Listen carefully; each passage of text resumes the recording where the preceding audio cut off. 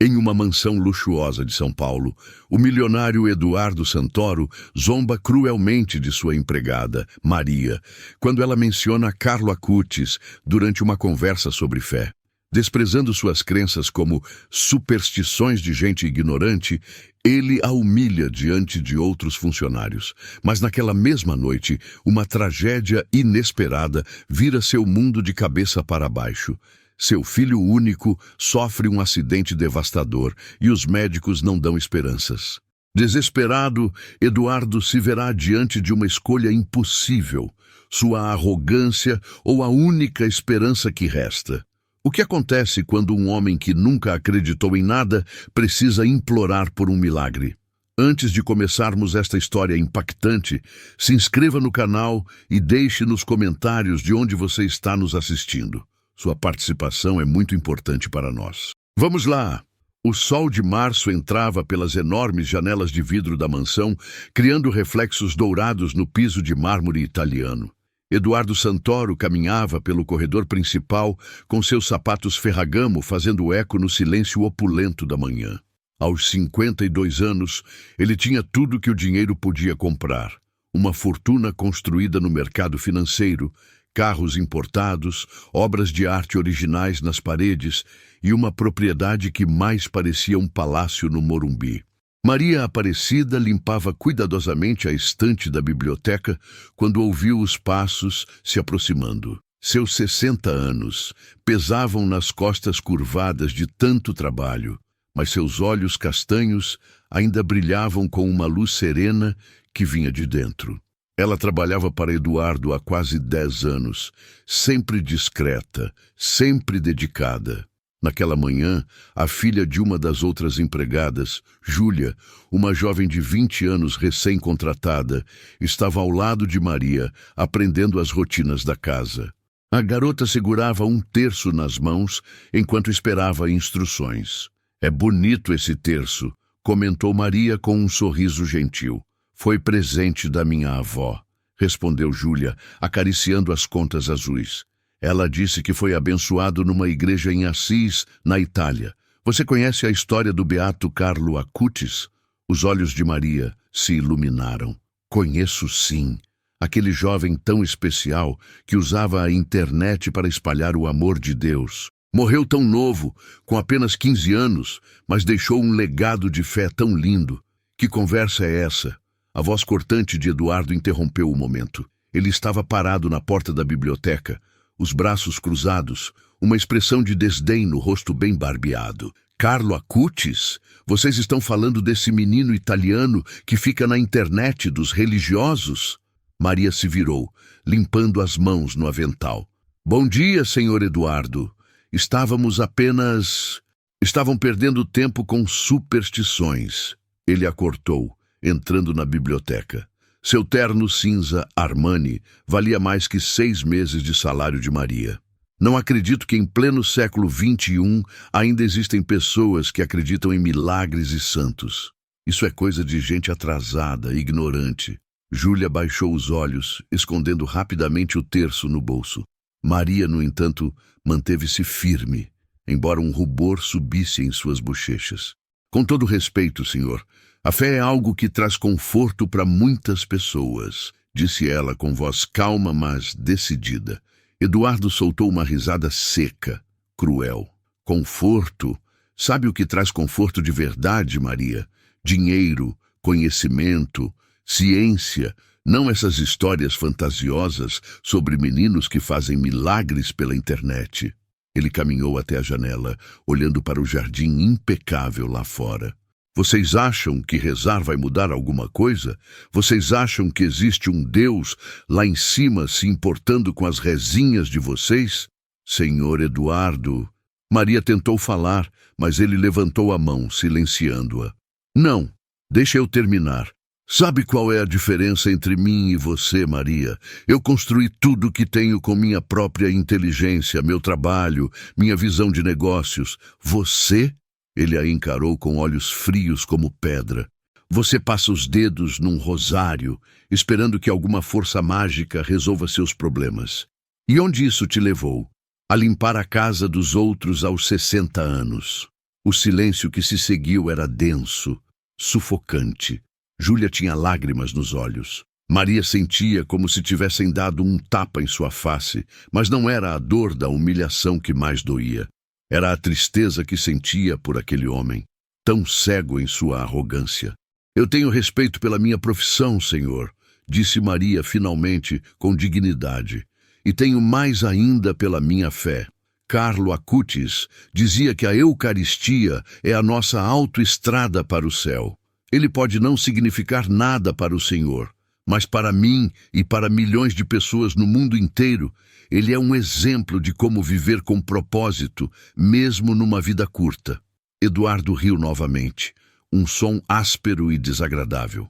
Autoestrada para o céu. Ouviu isso, Júlia? Esse é o problema com vocês, pessoas simples, vivem de ilusões, de promessas vazias, de uma vida melhor depois da morte, enquanto a vida real passa por vocês. Ele se aproximou de Maria, sua presença intimidadora. Quer saber de uma coisa? Estou cansado dessas conversas religiosas na minha casa. Se quer rezar, reze no seu tempo livre, na sua casa. Aqui, quero profissionalismo. Entendido? Sim, senhor, murmurou Maria, engolindo a humilhação. E tire essas ideias da cabeça dessa menina. Ele apontou para Júlia. Ela é jovem, precisa aprender a viver no mundo real, não nessas fantasias de santos e milagres. Naquele momento, Roberto, o motorista de Eduardo, apareceu na porta. Senhor Eduardo, o carro está pronto. O senhor tem reunião em meia hora. Já vou, respondeu Eduardo. Antes de sair, virou-se mais uma vez para Maria. Ah, e Maria, aquela história de Carlo Acutis. Ele morreu de leucemia, não foi? Com 15 anos. Ele sorriu com crueldade. Se ele fosse tão especial, tão próximo de Deus, por que não se salvou? Por que seu Deus deixou uma criança morrer? Pense nisso enquanto limpa minha casa. E saiu, deixando para trás um silêncio pesado e duas mulheres com os corações apertados. Júlia se aproximou de Maria, tocando seu braço. Sinto muito, Dona Maria. Não queria que a senhora passasse por isso por minha causa. Maria balançou a cabeça, limpando uma lágrima solitária que escapou. Não foi sua culpa, querida. O senhor Eduardo, ele é um homem amargurado. Tem tudo, mas não tem nada do que realmente importa. Ela respirou fundo, recuperando a compostura. Vamos continuar nosso trabalho. E vamos rezar por ele. Rezar? Depois do jeito que ele tratou a senhora? Principalmente por causa disso, respondeu Maria com um sorriso triste. Carlo Acutis costumava dizer, não eu, mas Deus. Ele nos ensinou que não somos nós que fazemos as coisas, mas Deus através de nós. O senhor Eduardo precisa de oração mais do que qualquer um de nós. Naquela tarde, enquanto Maria trabalhava em silêncio pelos cômodos da mansão, ela rezava. Rezava pelo patrão que a havia humilhado, pelo coração endurecido dele, pela cegueira que não o deixava ver além do mundo material. Ela não sabia que, em poucas horas, Eduardo Santoro iria descobrir que há coisas neste mundo que todo o dinheiro não pode comprar, e que há momentos em que até os mais arrogantes se ajoelham. A tragédia. Eduardo dirigia seu Mercedes-Benz pelas ruas de São Paulo com a mesma confiança arrogante com que conduzia sua vida. A reunião havia sido um sucesso, mais 1 milhão adicionado ao seu portfólio, já obscenamente gordo. Ele ligou o som do carro, deixando que música clássica preenchesse o interior de couro. Seu celular tocou. Era Rafael, seu filho de 17 anos. Oi, pai! A voz do garoto soava distante, quase indiferente. Rafael, o que você quer? Estou dirigindo. Nada demais. Só queria avisar que vou sair com uns amigos hoje à noite. Vou levar a moto.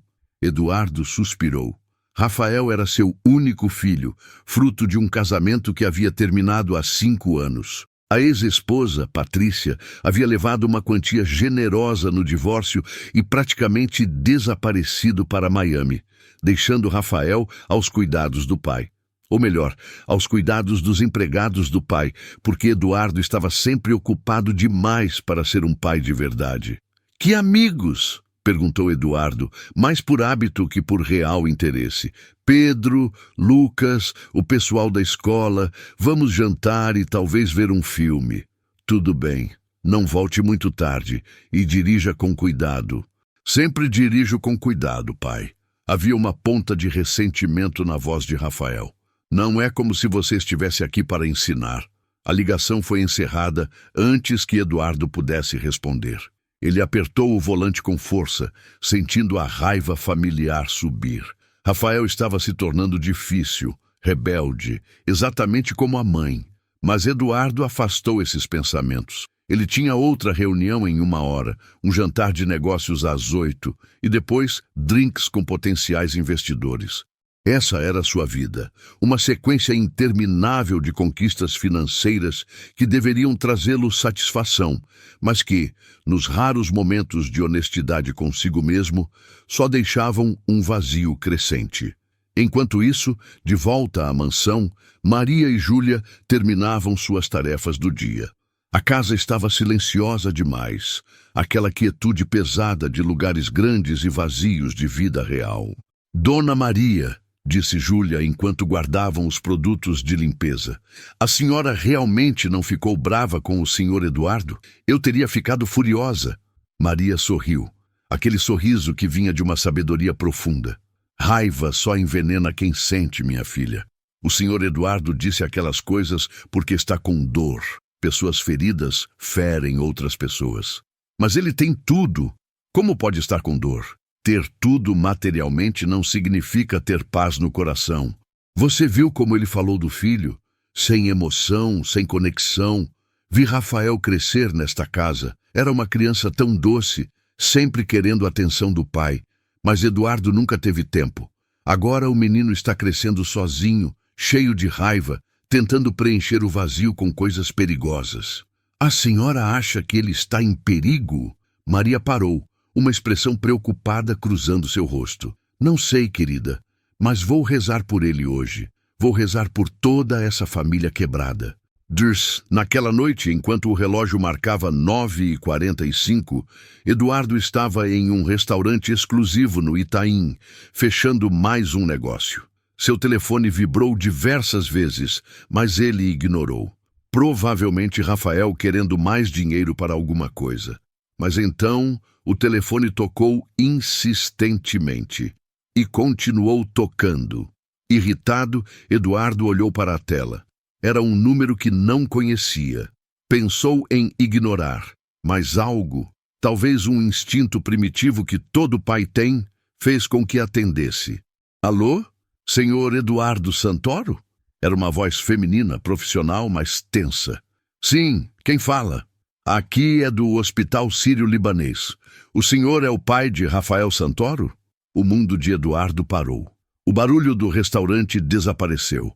As vozes dos seus parceiros de negócios se tornaram um murmúrio distante. Ele sentiu o sangue gelar nas veias. Sim. O que aconteceu? Senhor, preciso que o senhor venha ao hospital imediatamente. Seu filho sofreu um acidente de moto. É grave. Eduardo não se lembra de como chegou ao hospital. Lembra-se apenas de fragmentos, deixando o restaurante correndo, ignorando as vozes que o chamavam, dirigindo em alta velocidade pelas ruas de São Paulo, o coração batendo tão forte que parecia que ia explodir. Quando chegou ao pronto-socorro, uma médica veio ao seu encontro. Ela era jovem, talvez 30 anos, mas seus olhos carregavam aquela gravidade que só quem trabalha com vida e morte possui. Senhor Santoro? Sou a doutora Mariana Costa. Meu filho, onde está meu filho? Eduardo mal conseguia formar as palavras. Por favor, venha comigo. Ela o guiou até uma sala privativa. Seu filho Rafael foi trazido há cerca de 2 horas. Ele estava pilotando uma motocicleta em alta velocidade quando perdeu o controle na curva da Avenida Juscelino Kubitschek. Bateu contra um poste. Eduardo sentiu as pernas fraquejarem. Sentou-se pesadamente em uma cadeira. Ele está vivo, mas em estado gravíssimo. Sofreu traumatismo craniano severo, múltiplas fraturas, hemorragia interna. Conseguimos estabilizá-lo na cirurgia, mas... Ela fez uma pausa, escolhendo as palavras cuidadosamente. As próximas 24 horas são críticas. Há edema cerebral significativo. Fizemos tudo o que podíamos fazer cirurgicamente, mas agora depende de como o corpo dele responde. Mas ele vai ficar bem, não vai? Vocês vão salvá-lo. Eduardo se levantou, agarrando os braços da médica. Façam o que for preciso. Dinheiro não é problema. Tragam os melhores especialistas do mundo. Façam o que for necessário. A doutora Mariana tocou sua mão gentilmente, mas com firmeza. Senhor Santoro, eu entendo seu desespero. Já chamamos os melhores neurocirurgiões. Seu filho está recebendo o melhor tratamento possível, mas preciso ser honesta com o senhor. Ela respirou fundo. As chances de recuperação completa são muito pequenas. Mesmo que sobreviva, pode haver danos neurológicos permanentes, paralisia, perda de funções cognitivas. Ainda não sabemos a extensão. Eduardo sentiu o chão desaparecer sob seus pés. Não. Isso não pode estar acontecendo.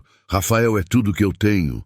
E naquele momento toda a arrogância, toda a confiança, todo o orgulho que Eduardo Santoro havia construído ao longo de décadas desmoronaram como um castelo de cartas. Ele era um dos homens mais poderosos de São Paulo, capaz de mover milhões com um telefonema, de influenciar mercados com suas decisões. Mas ali, naquele corredor frio de hospital, ele era apenas um pai desesperado, completamente impotente diante da fragilidade da vida. Posso vê-lo? Sua voz saiu como um sussurro quebrado. Sim, mas só por alguns minutos. Ele está na UTI. Eduardo seguiu a médica por corredores que pareciam intermináveis. Quando finalmente entraram na UTI, o que ele viu fez suas pernas quase cederem. Rafael estava deitado em uma cama, cercado por máquinas que apitavam e zumbiam. Tubos saíam de seu corpo.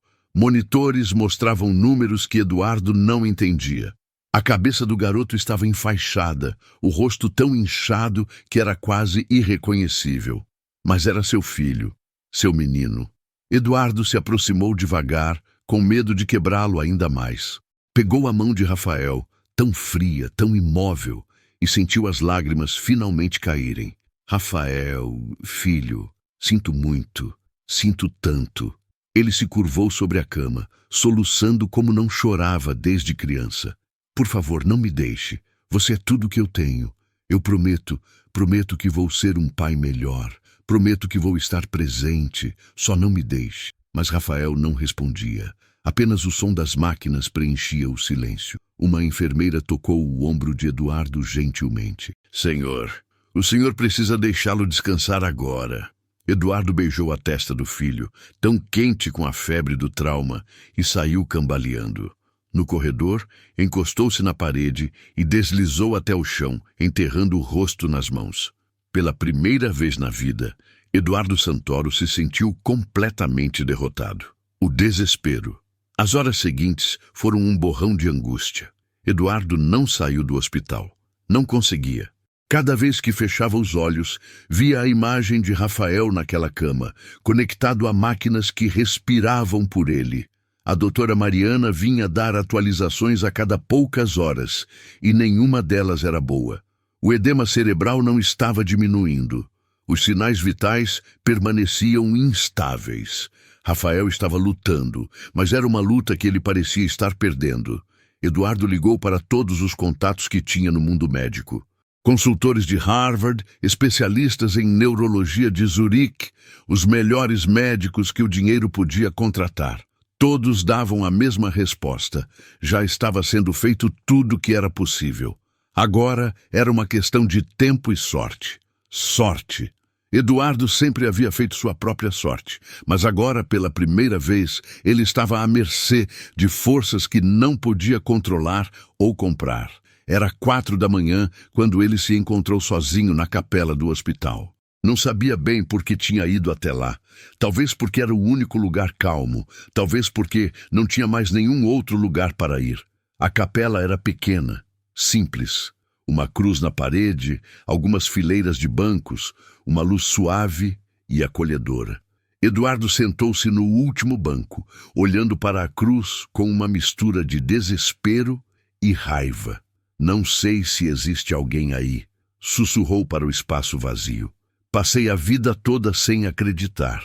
Sempre achei que religião era para os fracos, para os que precisavam de muletas emocionais. Ele riu amargamente.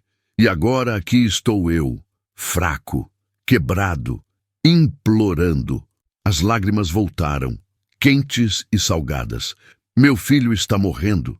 Os médicos não conseguem salvá-lo. Ofereci todo o meu dinheiro, todos os meus recursos, mas nada adianta.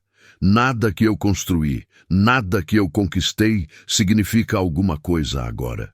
Ele se lembrou de Maria, das palavras dela mais cedo naquele dia. Carlo Acutis. Milagres, fé. Como ele havia zombado dela, como havia sido cruel, arrogante, certo de sua superioridade. E agora, por favor, ele sussurrou, sua voz quebrando. Se existe alguém aí, se existe alguma coisa além desta vida, por favor, salve meu filho. Eu imploro. Faça qualquer coisa comigo, mas salve Rafael. Ele é jovem, tem toda a vida pela frente. Eu desperdicei a minha, mas ele merece uma chance. O silêncio da capela era absoluto. Nenhuma voz do céu respondeu. Nenhum sinal apareceu. Apenas Eduardo e seu desespero. Ele ficou ali por horas, até que a luz do amanhecer começou a entrar pelas pequenas janelas coloridas. Quando finalmente se levantou para voltar à UTI, sentiu-se vazio, oco, a lembrança. Enquanto caminhava de volta pelos corredores, Eduardo passou por uma sala de espera, onde algumas pessoas rezavam o terço em voz baixa. Era um grupo pequeno, uma mulher idosa, um homem de meia idade com aparência cansada, uma jovem grávida. Ele parou, observando. As contas deslizando entre dedos cansados, as vozes murmurando orações em uníssono. Havia algo naquilo, uma paz, uma certeza que ele nunca havia experimentado. A mulher idosa levantou os olhos e o viu parado ali. Ela sorriu gentilmente e acenou para o banco vazio ao lado dela. Eduardo, para sua própria surpresa, sentou-se. Seu filho? Ela perguntou com suavidade. Eduardo assentiu, sem confiar na própria voz. O meu também? Câncer. Estágio 4. Ela tocou a mão dele. Mas não perdemos a esperança. Nunca perdemos a esperança. Como? Eduardo finalmente conseguiu falar. Como a senhora consegue ter esperança quando tudo parece impossível? A mulher olhou para o terço em suas mãos. Porque já vi milagres, meu filho, pequenos e grandes. Porque sei que há algo maior do que tudo isso. Ela apertou sua mão. Você está rezando.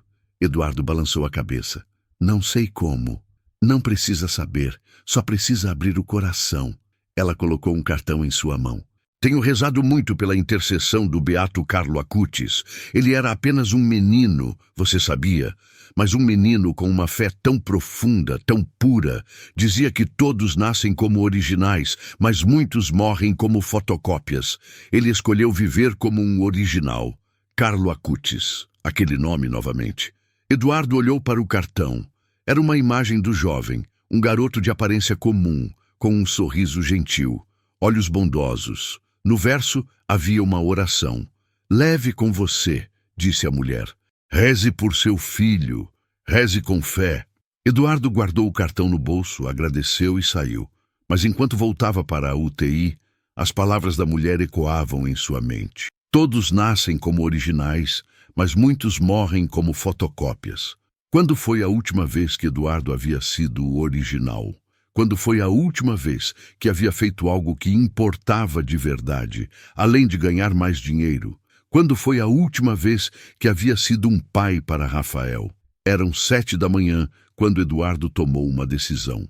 Ele pegou o celular e ligou para Maria. Ela atendeu no terceiro toque, sua voz soando preocupada. Alô? Maria, é Eduardo Santoro. Houve uma pausa surpresa. Senhor Eduardo, está tudo bem? Não. Nada está bem. Maria, eu preciso vê-la. Pode vir ao hospital sírio-libanês? É urgente. Claro, senhor, vou agora mesmo, mas o que aconteceu? Rafael sofreu um acidente. Está muito grave, Maria. Os médicos, eles não têm esperança. Eduardo ouviu o suspiro angustiado do outro lado da linha. Oh, meu Deus! Aquele menino, vou para aí imediatamente, senhor. 40 minutos depois, Maria chegou ao hospital. Ela encontrou Eduardo sentado na sala de espera, a aparência completamente transformada. O homem arrogante e impecável da manhã anterior havia desaparecido. Em seu lugar estava alguém destruído, vulnerável, humano. Maria sentou-se ao lado dele, não dizendo nada a princípio, apenas sua presença, calma e reconfortante. Maria! Eduardo finalmente falou, sua voz rouca de tanto chorar. Preciso pedir seu perdão. Ela virou-se para ele surpresa. Ontem, as coisas terríveis que eu disse. Sobre sua fé, sobre Carlo Acutis, sobre Deus. Eu fui cruel, arrogante. Zombei de tudo que é sagrado para você. Ele olhou para as próprias mãos. Passei a vida inteira achando que era melhor que todos, que meu dinheiro e meu sucesso me faziam superior. Mas agora, quando preciso de verdade de alguma coisa, todo meu dinheiro não vale nada. Maria pegou a mão dele, seus olhos cheios de compaixão. Senhor Eduardo, eu perdoo. Sempre perdoei. E sei que Deus também perdoa. Rafael está morrendo, Maria. Os médicos fizeram tudo o que podiam, mas não é suficiente. O edema cerebral não para de crescer e eu não sei o que fazer. Ele tirou o cartão do bolso, aquele que a mulher na capela havia lhe dado. Uma senhora me deu isso hoje. Disse para rezar pela intercessão de Carlo Acutis. Maria olhou para o cartão e lágrimas encheram seus olhos. Carlos sempre dizia que a tristeza é o olhar voltado para si mesmo, mas a felicidade é o olhar voltado para Deus. Me ensine, Eduardo sussurrou. Me ensine a rezar. Me ensine a ter fé. Não sei como, mas estou disposto a tentar qualquer coisa. Até isso que sempre desprezei. Maria segurou suas mãos entre as dela. Fé não é sobre saber as palavras certas ou fazer tudo perfeitamente. Fé é sobre abrir o coração. É sobre confiar mesmo quando não entendemos. É sobre render-se. Render-me, repetiu Eduardo. A palavra era estranha em sua boca. Ele havia passado a vida inteira recusando-se a se render a qualquer coisa ou qualquer pessoa. Vamos rezar juntos, disse Maria. Vamos pedir pela intercessão do Beato Carlo. Vamos pedir um milagre. E ali, naquela sala de espera de hospital, um milionário arrogante e uma empregada humilde se ajoelharam lado a lado. Maria começou a rezar, e Eduardo, tropeçando nas palavras, tentou acompanhar. Beato Carlo Acutis, você que viveu sua curta vida com tanta intensidade e amor por Deus. Você que transformou a Eucaristia no centro de sua existência. Você que usou seus talentos para a glória de Deus. Interceda por nós. Interceda por Rafael. Que ele tenha a chance que você não teve de crescer, de viver, de encontrar seu propósito. Eduardo mal conseguia falar através das lágrimas, mas forçou as palavras a saírem. Por favor, salve meu filho. Eu desperdicei tanto tempo, fui tão tolo. Não deixe Rafael pagar pelos meus erros. Dê-me uma chance de ser o pai que deveria ter sido. Eles rezaram por horas. Outras pessoas na sala de espera começaram a se juntar a eles. A mulher idosa da capela apareceu, trazendo mais pessoas. Logo havia um pequeno grupo, todos rezando juntos por um garoto que a maioria nunca havia conhecido. Às 3 da tarde, a doutora Mariana apareceu. Seu rosto estava sério, impenetrável. Eduardo se levantou, o coração na garganta. Doutor, por favor. Ela olhou para ele, depois para o grupo de pessoas rezando, e algo em sua expressão mudou. Senhor Santoro, não sei como explicar isso. Na verdade, a equipe médica inteira está confusa. Mas o edema começou a diminuir. O ar escapou dos pulmões de Eduardo em um suspiro de alívio puro. Não estamos dizendo que está tudo bem. A médica se apressou em dizer. Rafael ainda está em estado crítico, mas pela primeira vez desde que chegou aqui, há sinais de melhora. leves, mas definitivos. Os monitores mostram atividade cerebral mais estável. A pressão intracraniana está caindo. Maria apertou a mão de Eduardo, lágrimas de alegria correndo por seu rosto. Louvado seja Deus! Eduardo caiu de joelhos ali mesmo no corredor, não de desespero desta vez, mas de gratidão tão profunda que não cabia em seu corpo. A transformação. Os dias seguintes foram uma montanha-russa emocional. Rafael melhorava lentamente, muito lentamente. Houve recaídas, momentos em que os monitores disparavam alarmes e Eduardo sentia seu coração parar. Mas cada vez o garoto lutava de volta. Eduardo não saiu do hospital. Fez os funcionários trazerem roupa limpa, conduziu reuniões de negócios por videoconferência do corredor e percebeu pela primeira vez como essas coisas pareciam vazias e sem importância. E passou cada minuto livre ao lado do filho. Maria vinha todos os dias. Às vezes trazia Júlia, às vezes vinha sozinha. Elas rezavam com Eduardo, conversavam com ele, compartilhavam histórias sobre Carlo Acutis, sobre como ele documentou milagres eucarísticos ao redor do mundo, como ele usou a internet para evangelizar, como ele viveu cada dia como se fosse importante porque sabia que era. Carlo dizia que não nós, mas Deus. Maria explicou uma tarde, enquanto observavam Rafael dormir. Ele entendia que não era sobre o que ele podia fazer, mas sobre o que Deus podia fazer através dele. Quando se entregou ao câncer aos 15 anos, suas últimas palavras foram oferecendo seus sofrimentos pelo Papa e pela Igreja. 15 anos, murmurou Eduardo. A idade de Rafael, tão jovem. Mas que vida ele viveu, disse Maria com um sorriso. Cada dia contou, cada momento teve significado. Eduardo pensou em sua própria vida. 52 anos, e o que ele tinha para mostrar que realmente importava? Dinheiro, poder, conquistas que se tornariam pó. Eu desperdicei tanto tempo, ele disse baixinho. Nunca é tarde para começar de novo, respondeu Maria. Deus sempre nos dá chances de recomeçar. Uma semana após o acidente, Rafael abriu os olhos. Eduardo estava sentado ao lado da cama, lendo um livro sobre Carlo Acutis que Maria havia trazido quando viu o movimento. Primeiro pensou que era imaginação, mas então aconteceu novamente. As pálpebras de Rafael tremeram e abriram. Rafael! Eduardo se levantou tão rápido que derrubou a cadeira. Filho, você consegue me ouvir? Os olhos de Rafael estavam confusos, sem foco, mas eles se moveram na direção da voz do pai. Sua boca se mexeu, tentando formar palavras. Não tente falar ainda, disse Eduardo, apertando o botão para chamar as enfermeiras. Está tudo bem, você está seguro, eu estou aqui. Não vou a lugar nenhum. Uma lágrima escorreu do canto do olho de Rafael. A equipe médica veio correndo, examinando, verificando, fazendo testes. A doutora Mariana tinha lágrimas nos olhos enquanto observava. É extraordinário, ela disse mais tarde. Dadas as extensões dos danos iniciais,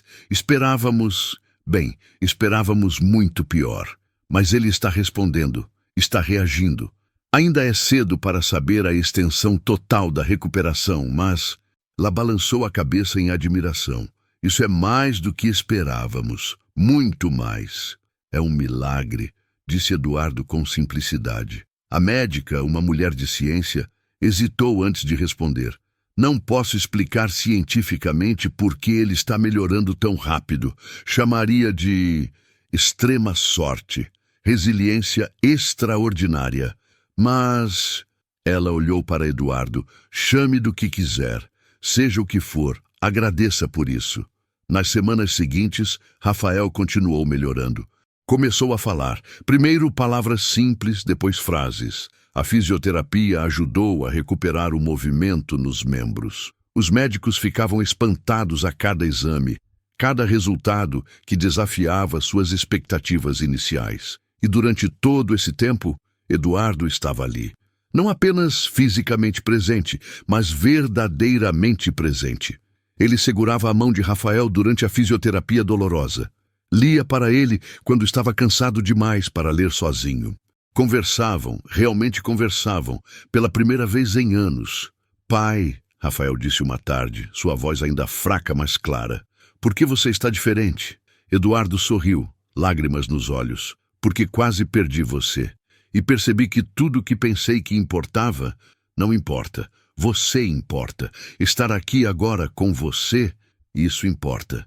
Os médicos disseram que foi quase impossível eu sobreviver. Rafael continuou. Disseram que você rezou muito. Rezei, admitiu Eduardo. Pela primeira vez na vida, de verdade, pedi um milagre. Você acredita que foi um milagre? Eduardo pensou na pergunta. Pensou em tudo o que havia acontecido. A humilhação que causou a Maria, a arrogância com que rejeitou a fé, o desespero quando percebeu que seu dinheiro não podia salvar seu filho, o encontro com a mulher na capela, as orações com Maria, a melhora inexplicável de Rafael. Sim, ele disse finalmente. Acredito. Não sei explicar como ou porquê. Mas sei que quando estava completamente quebrado, quando não tinha mais nada além de fé, fé que nem sabia que possuía, algo mudou.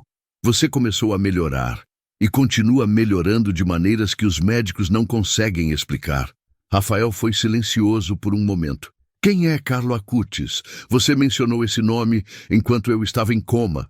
Acho que conseguia ouvir às vezes. Eduardo pegou o livro que Maria havia trazido e começou a contar a história ao filho.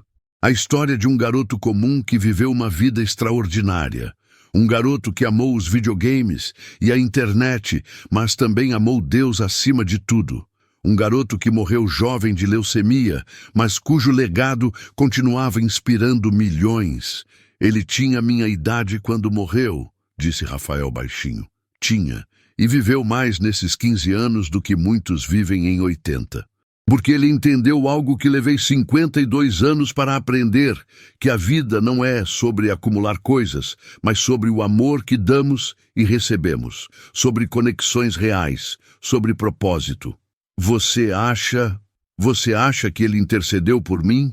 Não sei, respondeu Eduardo honestamente, mas sei que quando rezei pedindo sua ajuda, quando pedi a intercessão dele, algo aconteceu. Talvez seja coincidência, talvez seja a resiliência do seu corpo jovem, ou talvez ele segurou a mão do filho. Talvez um garoto que entendeu o valor da vida tenha ajudado a salvar a sua. 2 meses após o acidente, Rafael recebeu alta do hospital. Ainda precisaria de fisioterapia e acompanhamento, mas os médicos estavam chamando sua recuperação de nada menos que milagrosa. No dia em que voltaram para casa, Maria estava esperando. Ela havia decorado a casa com flores e preparado uma refeição especial. Quando Eduardo e Rafael entraram, ela começou a chorar. Meu menino, ela disse, abraçando Rafael cuidadosamente.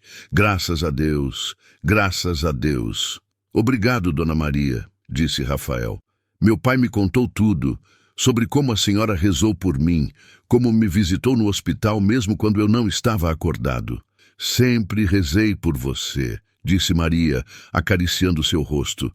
Desde criança, via você crescer nesta casa, sempre tão sozinho, e meu coração doía. Eduardo observava a interação e sentiu vergonha profunda. Maria havia cuidado de Rafael de maneiras que ele, o pai, nunca havia feito. Ela havia visto a solidão do garoto, a carência, enquanto Eduardo estava ocupado demais contando seu dinheiro. Maria, ele disse, chamando sua atenção. Ela se virou e Eduardo fez algo que nunca havia feito em 10 anos de emprego dela. Ele se curvou em uma reverência profunda e respeitosa. Senhor Eduardo, Maria ficou chocada. O que está fazendo? Pedindo perdão, disse ele, endireitando-se com olhos marejados.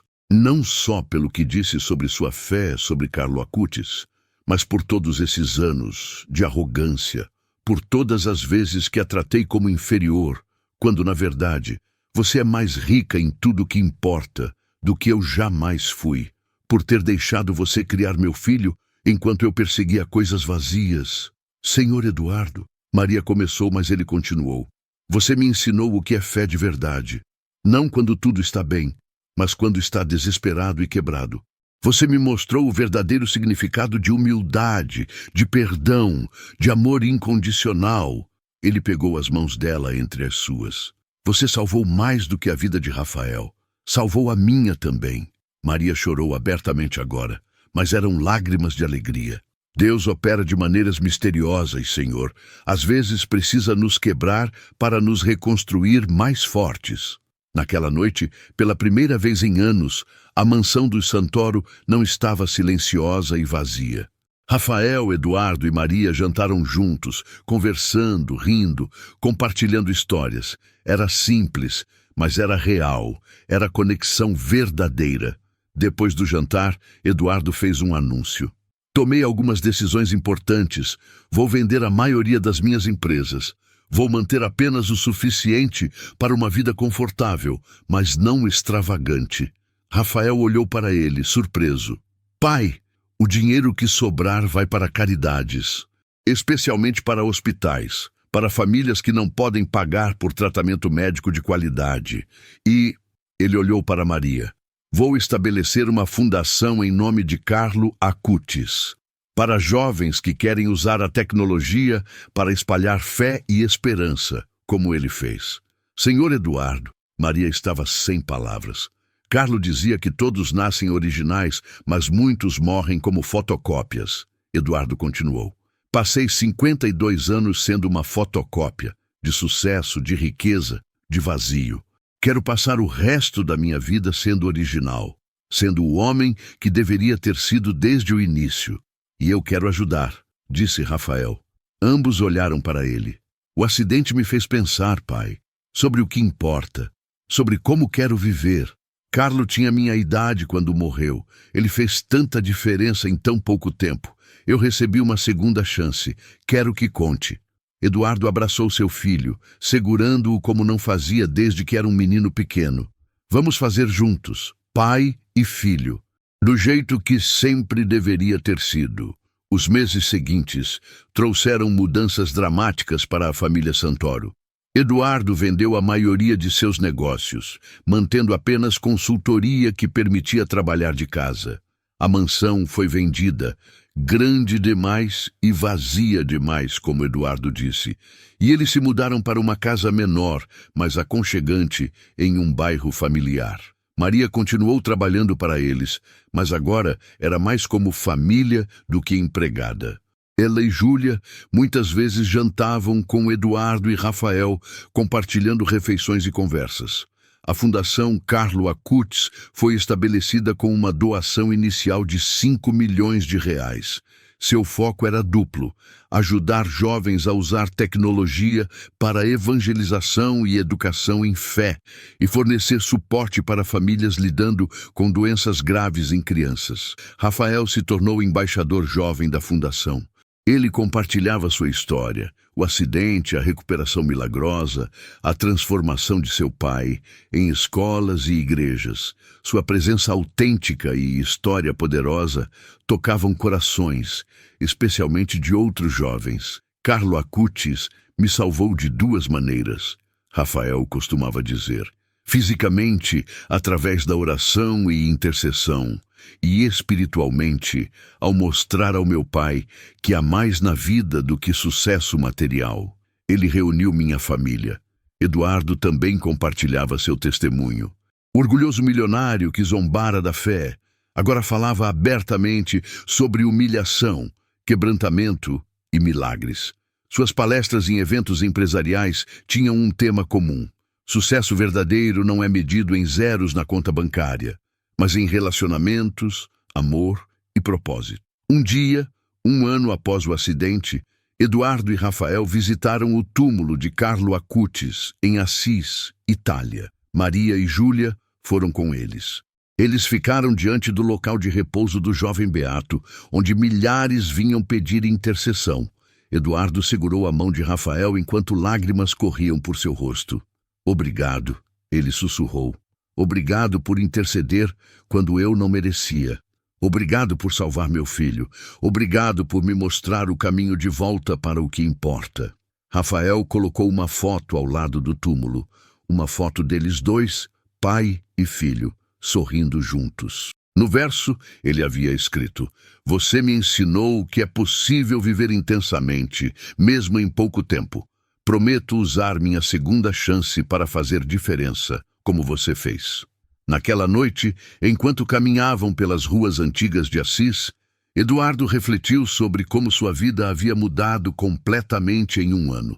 De milionário arrogante para homem quebrado, para crente restaurado. "Sabe o que é engraçado?"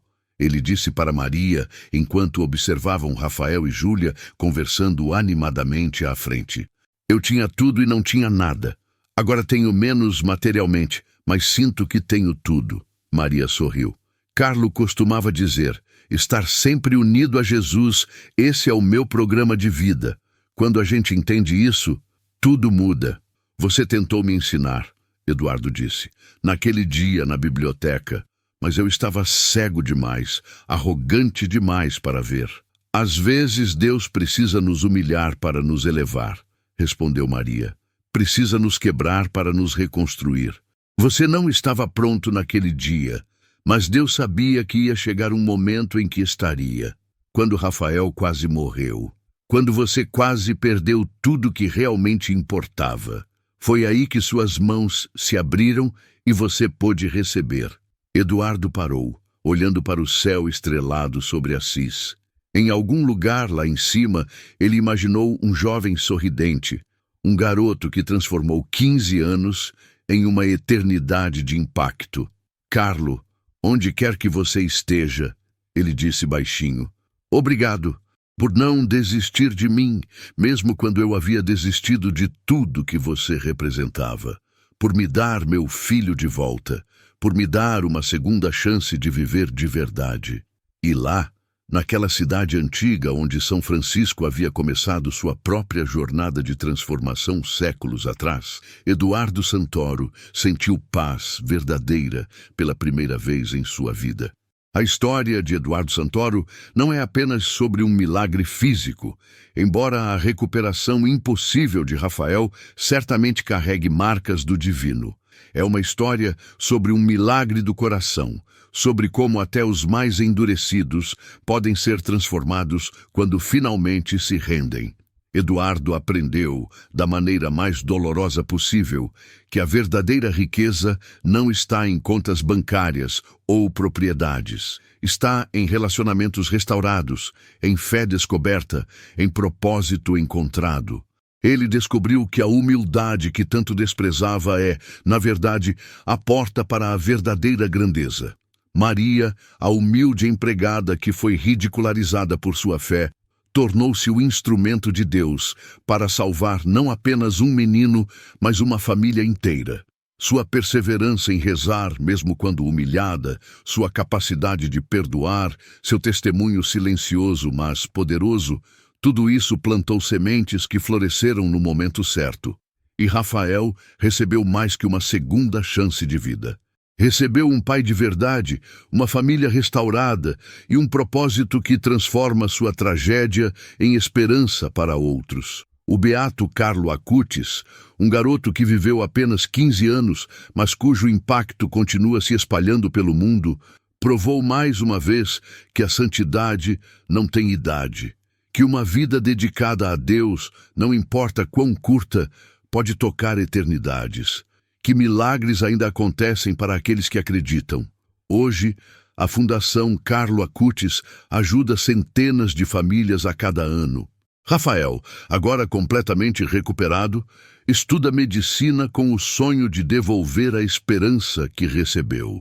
Eduardo trabalha incansavelmente não para acumular riqueza, mas para distribuí-la onde faz diferença real.